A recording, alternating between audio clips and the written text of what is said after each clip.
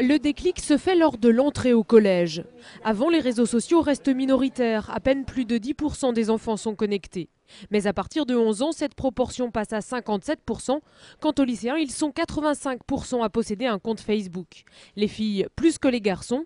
Et tous ont en commun d'être très actifs et de cumuler les amis, 210 en moyenne. Ils sont assez candides et assez transparents sur leur vie privée. Ils diffusent des photos, parfois des photos d'amis sans forcément leur avoir demandé leur autorisation au préalable.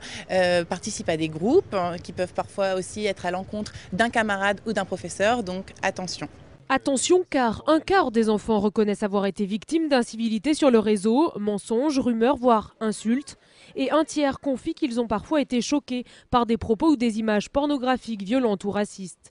Alors comment faire pour prévenir ces dérives? Ce qu'on donne comme conseil aux parents, c'est que l'ordinateur ne soit pas fermé dans une pièce seule. C'est-à-dire qu'il faut qu'il puisse y avoir une présence parentale, poser des questions et qu'est-ce que tu as à voir, qu'est-ce que tu as tel ou tel ami, mais pourquoi c'est ton ami, est-ce que tu le connais, est-ce que tu le connais pas, qu'est-ce que tu fais avec lui? Dialoguer sans trop s'immiscer. Pour l'UNAF par exemple, ce n'est pas forcément une bonne idée d'être ami Facebook avec son enfant afin de surveiller toutes ses activités.